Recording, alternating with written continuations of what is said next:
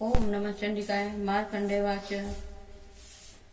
प्रथम चरित्र के ब्रह्मा ऋषि महाकाली देवता गायत्री छंद नंदा शक्ति रक्त दंतिका बीज अग्नि तत्व और संवेद स्वरूप है। श्री महाकाली देवता की प्रसन्नता के लिए प्रथम चरित्र के जप में इनका विनियोग किया जाता है। भगवान विष्णु के सो जाने पर मधु और कैटभ को मारने के लिए कमल जन्मा ब्रह्मा जी ने जिनका स्तमन किया था, उन महाकाली देवी का मैं सेवन करता हूँ। वे अपने 10 हाथों में खड्ग चक्र गदा बाण धनुष पारिद शूल भुषुंडी मस्तक और शंख धारण करती हैं। उनके 3 नेत्र हैं। वे समस्त अंगों में दिव्य आभूषणों से विभूषित हैं। उनके शरीर की कांति नीलमणि के समान है तथा वे 10 मुख और 10 पैरों से युक्त हैं। मार्कंडेय जी बोले, सूर्य के पुत्र सावर्णिक जो 8वें मनु कहे जाते हैं, उनकी उत्पत्ति की कथा विस्तार पूर्वक कहता हूँ, सुनो। सूर्य कुमार महाभाग सावर्णिक भगवान महामाया के अनुग्रह से जिस प्रकार मनवंतर के स्वामी हुए वही प्रसंग सुनाता हूँ। पूर्व काल की बात है। स्वरोची मनवंतर में सूरथ नाम के एक राजा थे जो चैतन्य वश में उत्पन्न हुए थे। उनका समस्त भूमंडल पर अधिकार था। वे प्रजापति अपने औरस पुत्रों की भांति वो प्रजा का अपने औरस पुत्रों की भांति धर्म पूर्वक पालन करते थे। तो भी उस समय कोला विध्वंसी नाम के क्षत्रिय उनके शत्रु हो गए। राजा सूरत की दंड नीति बड़ी प्रबल थी। उनका शत्रुओं के साथ संग्राम हुआ।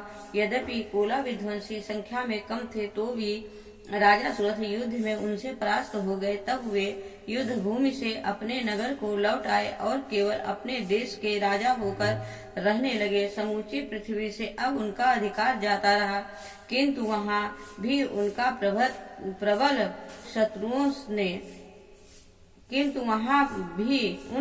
प्रबल शत्रुओं ने उस समय महाभाग राजा सूरथ पर आक्रमण कर दिया। राजा का बल क्षीण हो चला था, इसलिए उनके दुष्ट बलवान एवं दुरात्मा मंत्रियों ने वहां उनकी राजधानी में भी राजकीय सेना और खजाने को हथिया लिया। सूरत का प्रभुत्व नष्ट हो चुका था, इसलिए वे शिकार खेलने के बहाने घोड़े पर सवार हो वहां से अकेले ही एक घने जंगल में चले गए। वहां उन्होंने विप्रवर मेधा मुनि का आश्रम देखा, जहां कितने ही हिंसक जीव अपनी स्वाभाविक हिंसक वृत्ति छोड़कर परम शांत भाव से रहते हैं। मुनि के बहुत से शिष्य उस वन की शोभा बढ़ा रहे थे।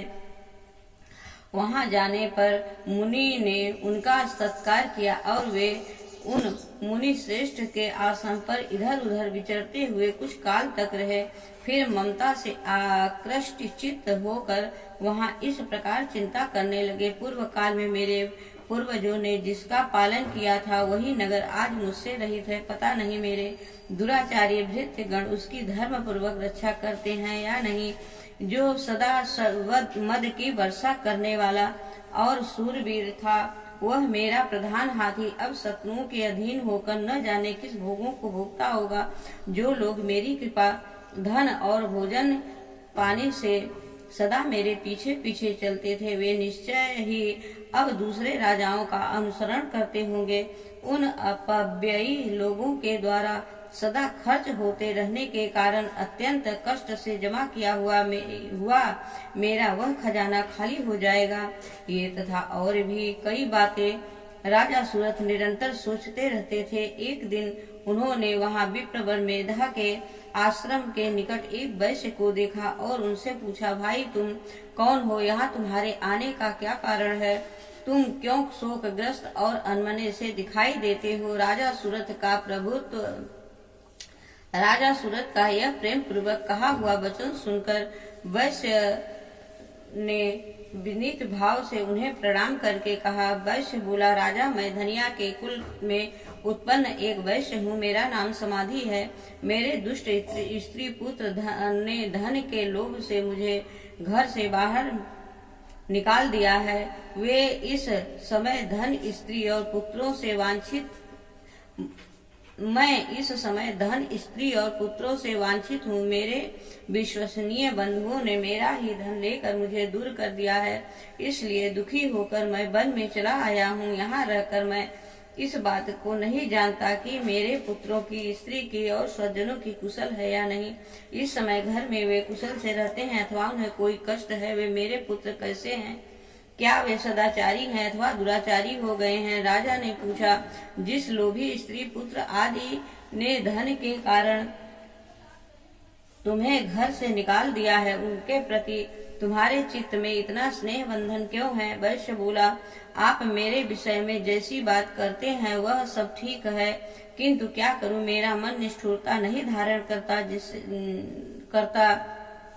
जिन्होंने धन के लोभ में पड़कर पिता के प्रति प्रेम, स्नेह, पति के प्रति प्रेम तथा आत्मीय जन के प्रति अनुराग को तिलंजलि दे मुझे घर से निकाल दिया है, उन्हीं के प्रति मेरे हृदय में इतना स्नेह है।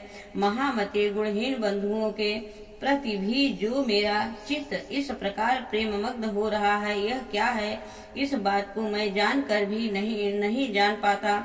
उनके लिए मैं लंबी सांसें ले रहा हूँ और मेरा हृदय अत्यंत दुखित हो रहा है। उन लोगों में प्रेम का सर्वथा अभाव है, तो भी उनके प्रति जो मेरा मन निष्ठुर नहीं हो पाता, इसके लिए क्या करूं? मार्कंडेय जी कहते हैं, ब्राह्मण तदनंतर राजाओं में श्रेष्ठ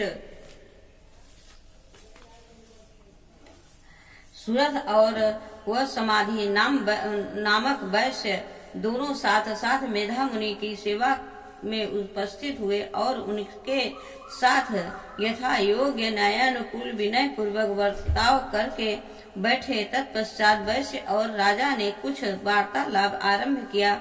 राजा ने कहा, भगवान, मैं आपसे एक बात पूछना चाहता हूँ, उसे बताइए। मेरा चित्त अपने अधीन न होने के कारण वह बात मेरे मन को बहुत दुख देती है। जो राज्य मेरे हाथ से चला गया है उसमें और उसके संपूर्ण अंगों में मेरा ममता बनी हुई है। मुनि श्रेष्ठ, यह जानते हुए भी कि वह अब मेरा नहीं है, अज्ञानी की भांति मुझे उसके लिए दुख होता है। यह क्या है? इधर वह वैश्य भी घर से अपमानित होकर आया है, इसके पुत्र, स्त्री और भृत्यों ने इसे छोड़ दिया है, स्वजनों ने भी इसका परित्याग कर दिया है, तो भी यह उनके प्रति अत्यंत हार्दिक स्नेह रखता है। इस प्रकार यह तथा मैं दोनों ही बहुत दुखी हैं। जिनमें प्रत्यक्ष दोष देखा गया है, उस विषय के लिए भी हमारे मन में ममता जनित आकर्षण पैदा हो रहा है। महाभाग, हम दोनों समझदार हैं, तो भी हमें जो मोह पैदा हुआ है, यह क्या है? विवेक शून्य पुरुष की भांति मुझमें और इनमें भी यह मूर्ता प्रत्यक्ष दिखाई देती है। ऋषि कहते हैं, महाभाग, विषय मार्ग का ज्ञान सब जीवों को है, इसी प्रकार विषय भी सब के लिए अलग अलग है। कुछ प्राणी दिन में नहीं देखते और दूसरे रात में नहीं देखते हैं, तथा कुछ जीव ऐसे हैं जो दिन और रात्रि में भी बराबर ही देखते हैं। यह ठीक है कि मनुष्य समझदार होते हैं, किंतु केवल वे ही ऐसे नहीं होते। पशु, पक्षी और मृग आदि सभी प्राणी समझदार होते हैं। मनुष्य की समझ में वैसे ही होती है जैसे उन मृग और पक्षियों की होती है, तथा जैसी मनुष्य की होती है वैसी ही उन मृग, पक्षी आदि की होती है। तथा अन्य बातें भी प्रायः दोनों में समान ही है। समझ होने पर भी इन पक्षियों को तो देखो, ये स्वयं भूख से पीड़ित होते हुए भी मोह बस बच्चों की चोंच में कितने चाव से अन्न के दाने डाल रहे हैं। नरश्रेष्ठ, क्या तुम नहीं देखते कि ये मनुष्य समझदार होते हुए भी लोभवश अपने किए हुए उपकार का बदला पाने के लिए पुत्रों की अभिलाषा करते हैं? यद्यपि उन सब में समझ की कमी नहीं है, तथापि वे संसार की स्थिति, जन्म मरण की परंपरा बनाए रखने वाली भगवती महामाया के प्रभाव द्वारा ममता मय भंवर से युक्त युक्त मोह के गहरे तर्क में गिराए गए हैं, इसलिए इसमें आश्चर्य नहीं करना चाहिए। जगदीश्वर भगवान विष्णु की योग निद्रा जो भगवती महामाया है, उन्हीं से यह जगत मोहित हो रहा है। वे भगवती महामाया देवी ज्ञानियों के भी चित्त को बलपूर्वक खींचकर मोह में डाल देती हैं। वे ही इस संपूर्ण चराचर जगत की सृष्टि करती हैं तथा वे ही प्रसन्न होने पर मनुष्यों को मुक्ति के लिए वरदान देती हैं। वे ही पराविद्या, संसार बंधन और मोक्ष की हेतुभूता सनातनी देवी तथा संपूर्ण ईश्वरों की भी अधीश्वरी हैं। राजा ने पूछा, भगवान जिन्हें आप महामाया कहते हैं, वे देवी कौन है? ब्राह्मण उनका आविर्भाव कैसे हुआ तथा उनके चरित्र कौन कौन है? ब्रह्मवेताओं में श्रेष्ठ महर्षि उन देवी का जैसा प्रभाव हो, जैसा स्वरूप हो और जिस प्रकार प्रादुर्भाव हुआ हो, वो सब मैं आपके मुख से सुनना चाहता हूँ। ऋषि बोले, राजन वास्तव में तो वे देवी नित्य स्वरूपा ही है। संपूर्ण जगत उनका ही स्वरूप है तथा उन्होंने समस्त विश्व को व्याप्त कर रखा है, तथापि उनका प्रकृष्ट अनेक प्रकार से होता है। वह मुझसे सुनो, यद्यपि वे नित्य और अजन्मा हैं, तथापि जब देवताओं का कार्य सिद्ध करने के लिए प्रकट होती हैं, उस समय लोक में उत्पन्न हुई कहलाती हैं। कल्प के अंत में जब संपूर्ण जगत एक वर्ण में निमग्न हो जा रहा था और उस सब के प्रभु भगवान विष्णु शेषनाग की शैया बिछाकर योग निद्रा का आश्रय ले सो रहे थे, उस समय उनके कानों के मय से दो भयंकर असुर उत्पन्न हुए, जो मधु और कैटभ के नाम से विख्यात हुए। दोनों ब्रह्मा जी का वध करने के लिए तैयार हो गए। भगवान विष्णु ने नाभि कमल में विराजमान प्रजापति ब्रह्मा जी ने जब उन दोनों भयानक असुरों को अपनी पास आया और भगवान को सोया हुआ देखा, तब एकाग्रचित्त होकर उन्होंने भगवान विष्णु को जगाने के लिए उनके नेत्र में निवास करने वाली योग निद्रा का स्तमन आरंभ किया, जो इस विश्व की अधीश्वरी, जगत को धारण करने वाली, संसार का पालन और संहार करने वाली तथा तेजः स्वरूप भगवान विष्णु की अनुपम शक्ति हैं। उन्हीं भगवती निद्रा देवी का भगवान ब्रह्मा जी स्तुति करने लगे। ब्रह्मा जी ने कहा, देवी तुम्ही स्वहा, तुम्ही स्वधा और तुम्ही वस्कार हो। स्वर भी तुम्हारे ही स्वरूप हैं। तुम्ही जीवन दायिनी सुधा हो। नित्य अक्षर प्रणव में अकार, उकार, मकार, इन तीनों मात्राओं के रूप में तुम्ही स्थित हो तथा इन तीन मात्राओं के अतिरिक्त जो बिंदु रूपा है, नित्य अर्ध मात्रा है, जिनका विशेष रूप से उच्चारण नहीं किया जा सकता, वह भी तुम्ही हो। देवी तुम्ही संध्या, सावित्री तथा परम जननी हो। देवी तुम्ही इस विश्व ब्रह्मांड को धारण करती हो। तुमसे ही इस जगत की सृष्टि होती है। तुम्ही से इसका पालन होता है और सदा तुम्ही कल्प के अंत में सबको अपना ग्रास बना लेती हो। जगतमयी देवी, इस जगत की उत्पत्ति के समय तुम सृष्टि रूप हो, पालन काल में स्थित रूपा हो तथा कल्पांत के समय संहार रूप धारण करने वाली हो। तुम्ही महाविद्या, महामाया, महामेधा, महासुनति, महामोह रूपा महादेवी और महासुरी हो। तुम्ही तीनों गुणों को उत्पन्न करने वाली, सबकी प्रकृति हो। भयंकर काल रात्रि, महारात्रि और मोहरात्रि भी तुम्ही हो। तुम्ही श्री, तुम्ही ईश्वरी, तुम्ही ह्विंग और तुम्ही बोध स्वरूपा बुद्धि हो। लज्जा, पुष्टि, तुष्टि, शांति और क्षमा भी तुम्ही हो। तुम खड्ग धारणी, शूल धारणी, घोर रूपा गदा तथा गदा, चक्र, शंख और धनुष धारण करने वाली हो। बार्ग, शुंडी और परिध, ये भी तुम्हारे अस्त्र हैं। तुम सौम्य और सौम्यतत्त हो। इतना ही नहीं, जितने भी सौम्य एवं सुंदर पदार्थ हैं, उन सब की अपेक्षा तुम अत्यधिक सुंदरी हो। पर और अपर, सब से परे रहने वाली परमेश्वरी तुम्ही हो। सर्वस्वरूपे देवी तुम्ही कहीं भी सत असत जो कुछ वस्तुएं हैं और उन सबकी जो शक्ति है वह तुम ही हो। ऐसी अवस्था में तुम्हारी स्तुति क्या हो सकती है? जो इस जगत सृष्टि पालन और संहार करते हैं, उन भगवान को भी जब तुमने निद्रा के अधीन कर दिया है, तब तुम्हारी स्तुति करने में यहाँ कौन समर्थ हो सकता है? मुझको, भगवान शंकर को तथा भगवान विष्णु को भी तुम ही शरीर धारण कराया है, अतः तुम्हारी स्तुति करने की शक्ति किसमें है? देवी, तुम तो अपने इन उदार प्रभावों से ही प्रशंसित हो। ये जो दोनों दुर्धर असुर मधु और कैटभ हैं, इनको मोह में डाल दो और जगदीश्वर भगवान विष्णु को शीघ्र ही जगा दो। साथ ही इनके भीतर इन दोनों महान असुरों को मार डालने का बुद्धि उत्पन्न कर दो। ऋषि कहते हैं, राजन, जब ब्रह्मा जी ने वहाँ मधु और कैटभ को मारने के उद्देश्य से भगवान विष्णु को जगाने के लिए तपोगुण की अधिष्ठात्री देवी योग निद्रा का इस प्रकार स्तुति की, तब वे भगवान के नेत्र, मुख, नासिका, बाहु, हृदय और वक्षस्थल से निकलकर अव्यक्त जन्मा ब्रह्मा जी की दृष्टि के समक्ष खड़ी हो गई।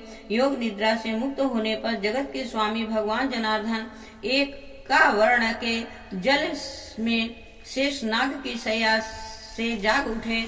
फिर उन्होंने उन दोनों असुरों को देखा।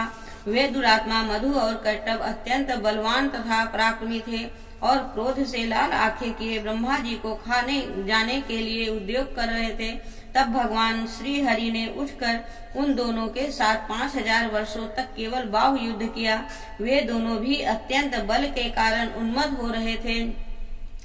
इधर महामाया ने भी उन्हें मोह में डाल रखा था, इसलिए वे भगवान विष्णु से कहने लगे, हम तुम्हारी वीरता से संतुष्ट हैं, तुम हम लोगों से कोई वर मांगो। श्री भगवान बोले, यदि तुम दोनों मुझ पर प्रसन्न हो तो अब मेरे हाथ से मारे जाओ।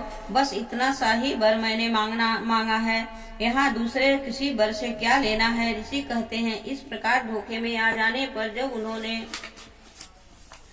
संपूर्ण जगत में जल ही जल देखा, तब कमल नयन भगवान से कहा, जहाँ पृथ्वी जल में डूबी हुई न हो, जहाँ सूखा स्थान हो, वहीं हमारा वध करो। ऋषि कहते हैं, तब तथास्तु कहकर शंख, चक्र और गदा धारण करने वाले भगवान उन दोनों के मस्तक अपनी जांघ पर रखकर चक्र से काट डाले।